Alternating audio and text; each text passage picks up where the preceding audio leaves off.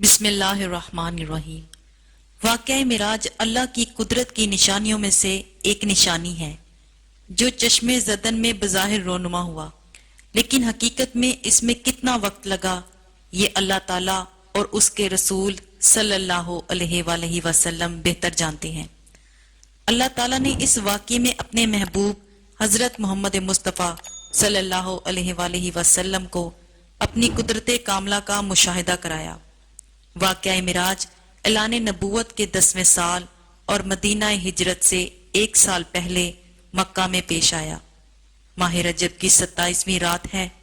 اللہ تبارک و تعالی فرشتوں سے ارشاد فرماتا ہے، اے فرشتوں، آج کی رات میری تسبیح بیان مت کرو، میری حمد و ثنا کرنا بند کر دو، آج کی رات میری اطاعت اور بندگی چھوڑ دو، اور آج کی رات جنت الفردوس کو لباس اور زیور سے آراستہ کرو، میری فرما برداری کا کلا اپنے سر پر باندھ لو، اور اے جبرائیل، میرا یہ پیغام میکائیل کو سنا دو کہ رزق کا پیمانہ ہاتھ سے علیحدہ کر لے، اسرافیل سے کہہ دو کہ وہ سو کو کچھ دیر کے لیے موقف کر دے، اور اسرائیل سے کہہ دو کہ کچھ دیر کے لیے روحوں کو قبض کرنے سے ہاتھ اٹھا لے، رضوان سے کہہ دو کہ وہ جنت الفردوس کی درجہ بندی کر لے، مالک سے کہہ دو کہ دوزخ کو تالا لگا دے، اور جنت کے جو محل ہیں ان کی چھتوں پر اس طرح سے کھڑے ہوں کہ یوں معلوم ہو کہ سرپرستہ کھڑے ہیں،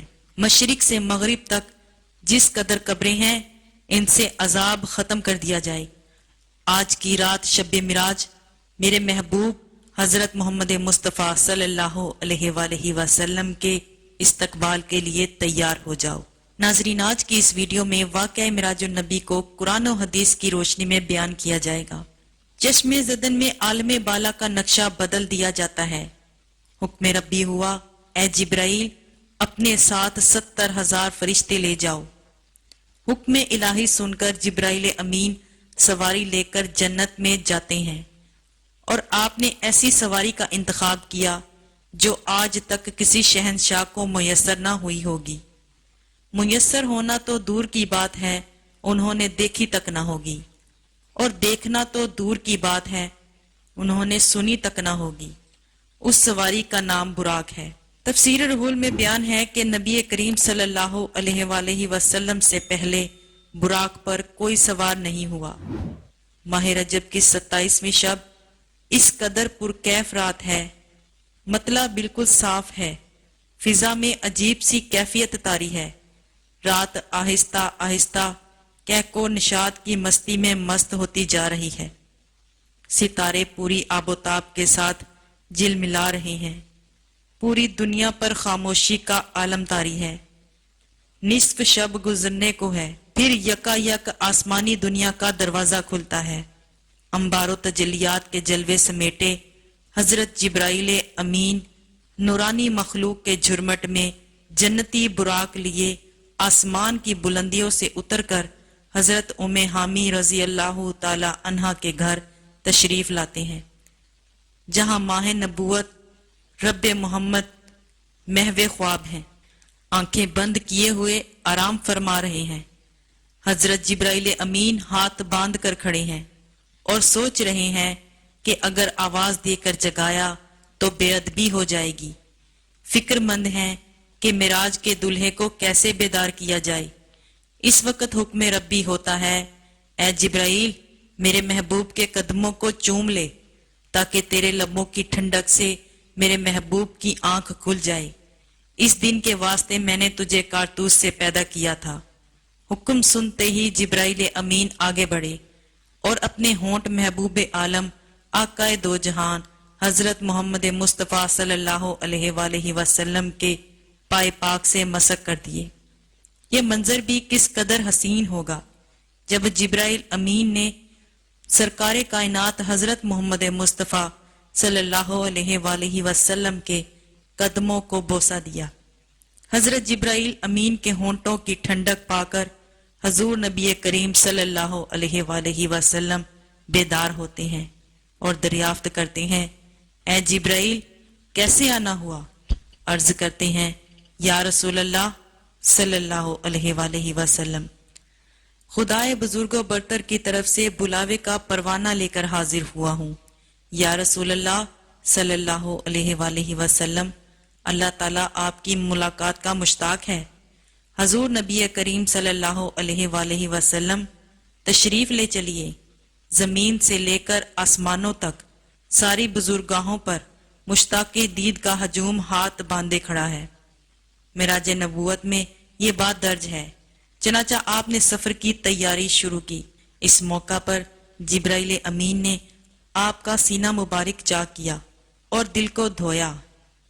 یوں رسول کریم صلی اللہ علیہ وآلہ وسلم کا ارشاد گرامی ہے کہ آنے والا میرے پاس آیا، اس نے میرا سینہ چاک کیا، سینہ چاک کرنے کے بعد میرا دل نکالا اور میرے پاس سونے کا ایک تشت لایا گیا جو ایمان و حکمت سے لبریز تھا۔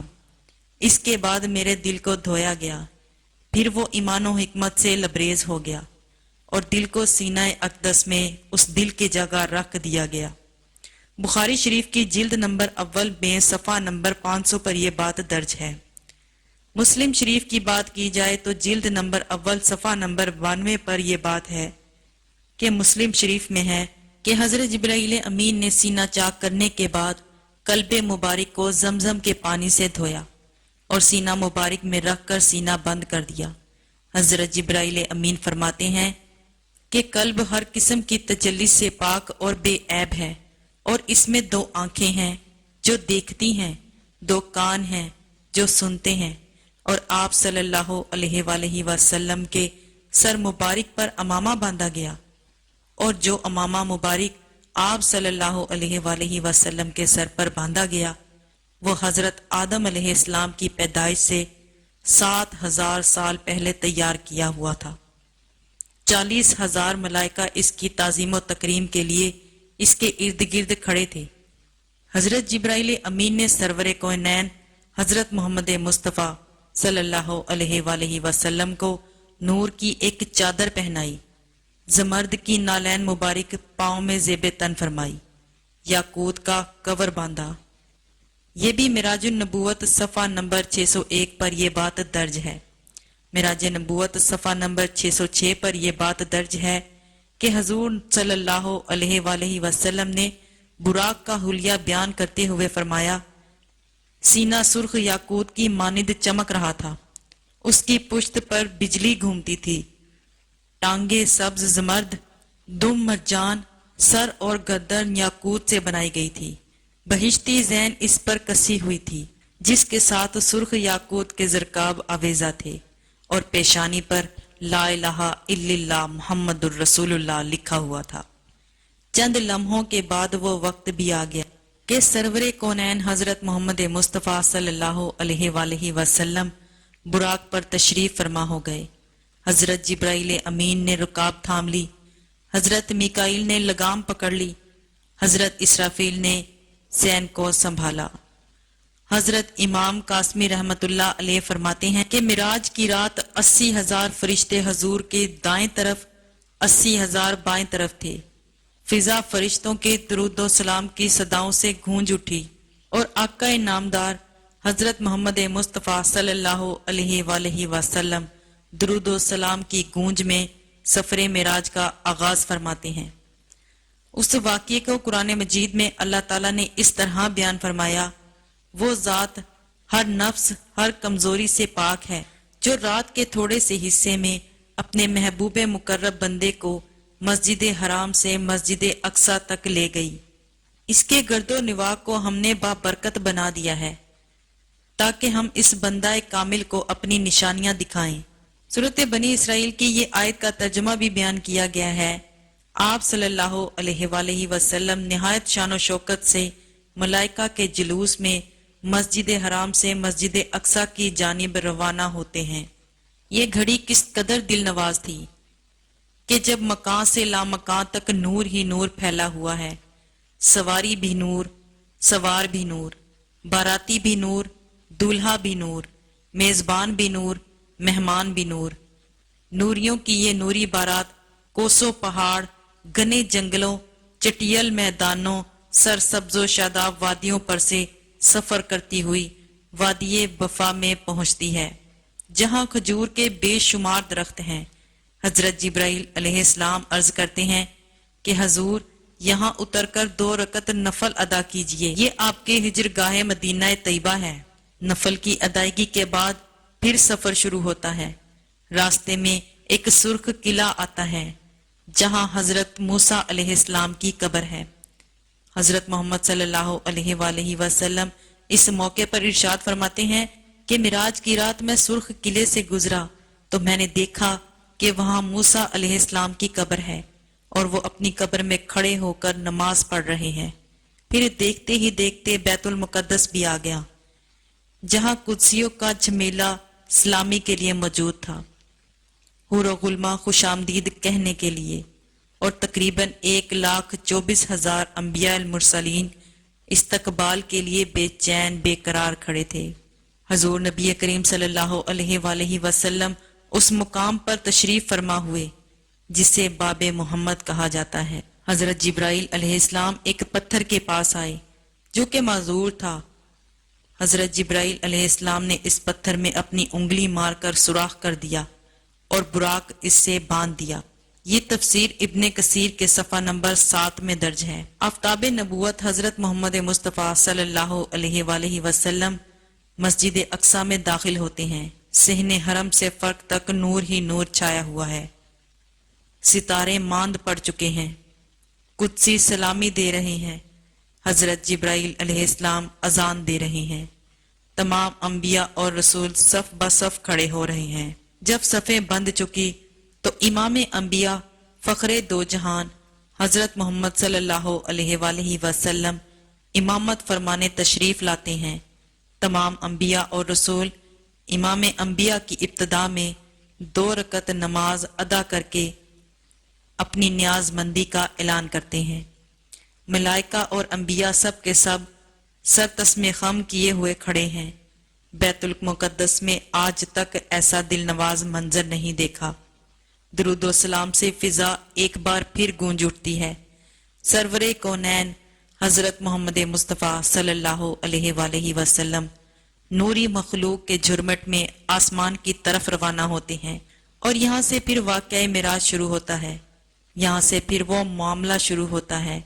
حضور نبی کریم صلی اللہ علیہ وآلہ وسلم فرماتے ہیں کہ مجھے اوپر لے جایا گیا۔